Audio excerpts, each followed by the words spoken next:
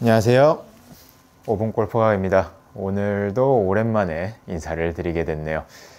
자, 오늘은 구독자분이 한번 말씀해 주셨고 저도 한번 다루고 싶었던 주제였던 플라잉 웨지에 관련돼서 이야기를 한번 해보도록 하겠습니다. 자, 일단 플라잉 웨지라는 개념은 우리가 이제 골핑 머신이라는 되게 예전에 물리학이랑 기하학을 기반으로 이제 써진, 어찌 보면은 골프라는 운동을 처음으로 과학적인 관점으로 이제 바라본 책에서 나온 부분인데, 쉽게 얘기하자면은, 자, 우리가 왼손목 이제 코킹 있잖아요. 이렇게 왼손목 코킹이 있을 때 이 샤프트와 팔뚝의 요 라인, 그렇죠?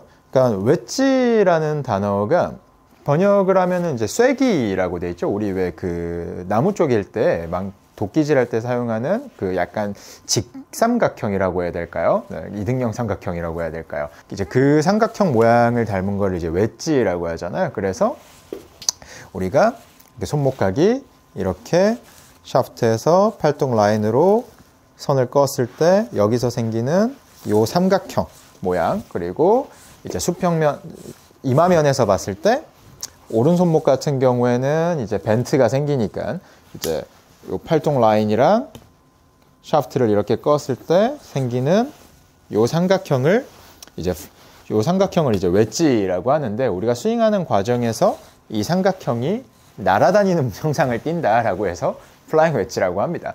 자, 그래서 한마디로 플라잉 웨지를 잘 유지해라, 뭐 플라잉 웨지를 지켜라, 뭐 이런 표현도 사용을 하는데, 뭐 쉽게 얘기하자면은 뭐 왼팔 관점에서는 뭐 탑에서의 코킹각을 뭐 그대로 가져가라 라는 표현이나, 아니면은 우리가 요새는 흔히 힌지라고들 많이 표현을 하시는데, 사실 오른쪽 손목이 옆으로 꺾이는 거는 힌지라는 단어는 맞지 않고 골핑 머신에서 이제 벤트라는 단어를 사용을 합니다. 뭐 용어가 꼭 중요하냐라고 하면 사실 용어라고 하는 게 뭐 사회적 약속이기 때문에 뭐 우리가 의미만 전달할 수 있다면 사실 뭐 큰 문제가 생기진 않는데, 애초에 힌지라는 단어 자체가 이제 골핑 머신에서 나온 거기 때문에 골핑 머신 관점에서 봤을 때 오른손목은 힌지라는 개념으로 쓰는 게 아니라 벤트라는 개념으로 사용을 하기 때문에, 일단 오늘은 저는 벤트라는 단어를 사용을 하겠습니다. 그래서 이런 골프 용어들은 제가 조만간 한 번 더 자세히 영상을 만들도록 할 테니까, 일단 오늘은 오른쪽 손목과 꺾이는 거를 제가 일단 벤트라고 설명을 하도록 할게요. 자, 아무튼 우리가 스윙을 할 때 플라잉 웨지를 유지하라는 건 쉽게 얘기하면은 오른쪽 손목각에 이 벤트를 유지한 상태로 임팩을 만들어내라 라는 뜻으로서 설명을 하는 건데, 이 부분에 관해서는 사실 저는 조금 하고 싶은 말이 있습니다. 자, 일단 개념부터 짚고 넘어가자면, 우리가 스윙하는 동안 이 오른쪽 손목각은 사실 그대로 유지돼서 맞지는 않아요. 네, 그대로 맞지는 않고, 단순히 뭐 예를 들어서 이렇게 과하게 뭐 뒤쪽에서 스코핑 되면서 풀리거나 뭐 캐스팅 패턴이 있는 분들 같은 경우에는 손목각을 유지하면서 가라는 느낌이 좀 좋은 은유로서, 그러니까 좋은 이미 어떤 느낌들을 전달할 수 있어서 그런 표현들을 쓰긴 하지만, 자, 우리가 개념상 클럽이 B6 구간에서 관성에서 튀쳐 나가기 때문에 손목각은 분명히 풀리면서 맞습니다. 그리고 왼쪽의 코킹 각도도 마찬가지로 완전히 쭉 펴진 상태에서 맞지는 않지만 이게 풀리는 과정에서 맞기는 하고요. 자, 그래서 이 손목각이 그대로 맞아야 된다라고 생각하시는 분들은 굳이 그렇게 생각하실 필요는 없고, 예를 들어서 내가 너무 이렇게 뒤에서 치기 때문에 이거를 조금 교정하시고 싶은 분들 같은 경우에는, 일단 오른손의 벤트각에 대한 유지는 일단 그립 체크를 한 번 더 해보시는 게 저는 더 맞다고 생각을 합니다. 예전에도 한번 말씀드린 적이 있지만, 우리는 어떻게 그립을 잡던 페이스가 공을 스퀘어로 맞추면서 피드백을 갖죠. 그러니까 공이 왼쪽으로 꼬그라지고 우측으로 열리고 있는데 우리는 그대로 절대로 치지 않아요. 그러니까 예를 들어서 오른손 그립 같은 경우에 우리가 예를 들어서 이런 식으로 뭐 잡으시는 분들 상당히 많으시죠. 그리고 그립을 잡았을 때 오른쪽 손바닥, 여기 프레셔 1번이라고 부르는 여기가 이렇게 붙어 있는 상태가 아니라 이렇게 떠 있는 상태로 잡으시는 분들이 많다 보니까, 자, 이렇게 떠져 있는 상태에서 공을 스퀘어로 맞추려고 하다 보면 아무래도 어떻게 될까요? 손목각을 그대로 가져가려고 하면은 프레셔가 이쪽에 걸리면서 페이스가 열려버리니까, 자, 요거 상태에서 스퀘어로 맞추려고 하면 당연히 그립이 잡힌 모양대로 그대로 플립을 시켜서 칠 수밖에 없겠죠. 그러니까 임팩트 때 이제 PGA 탑 프로들 같은 손목각이 나오고 싶다면 일단 그거에 맞는 그립을 잘 잡는 게 중요합니다. 자, 그럼 그립을 그렇게만 잡으면 그런 임팩이 나오냐? 길게 봤을 때는 그런 확률이 굉장히 높습니다. 자, 근데 여기서 제가 한 가지만 더 짚고 넘어갈게요. 한 가지만 더 짚고 넘어가자면은 오른쪽 손목이 꼭 약간 이렇게 꺾여 있는 상태에서 맞아야 되냐?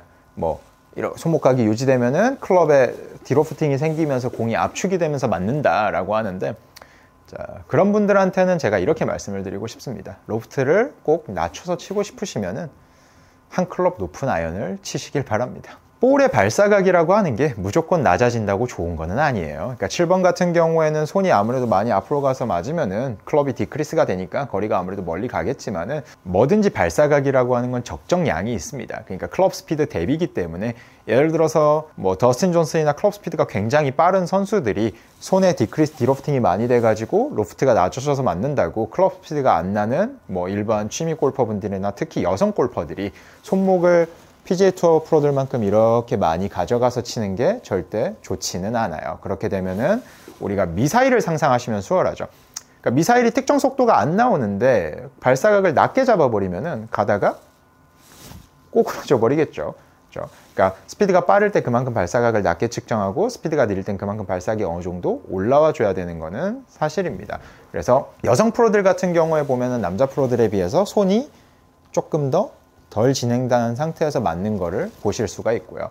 그래서 어떤 분들은 프로들의 임팩 모션이 다 똑같다고 하는데 사실 엄밀히 따져보면 임팩 모션은 절대 똑같지 않습니다. 스윙 스타일, 그러니까 구질에 따라서, 그리고 클럽 스피드에 따라서, 그리고 그립 잡히는 거에 따라서 임팩 모션은 미세하게 조금씩 다 다를 수밖에 없고요. 자, 그래서 오늘 이야기를 정리를 해보자면 오른쪽 손목 플라잉 웨지 같은 경우에는 요 벤트의 각과 뭐 코킹의 각이 유지되어 있는 요 삼각형, 그러니까 직삼각형이라고 할까요? 이등형 삼각형이라고 해야 될까요? 자, 쐐기가 어떤 삼각형, 정확하게 어떤 삼각형인지 제가 잘 모르겠지만은 어쨌든 그 웨지 모양이 날아다닌다고 해서 플라잉 웨지라고 부르는 거고, 손목각을 유지하라는 표현으로서 사용을 하는 건데, 이게 어느 정도의 은유인 거죠. 그러니까 특정 느낌을 전달하기 위한 거지 실제로 손목각이 온전히 유지돼서 맞지는 않습니다. 그리고 남들보다 조금 더 많이 풀린다라고 하더라도 그 기준이 스피드에 따라서 조금씩 바뀌게 되어 있는 거기 때문에 섣불리 이런 각으로 맞아야 돼 라고 정의를 해놓고 연습을 하실 필요는 없어요.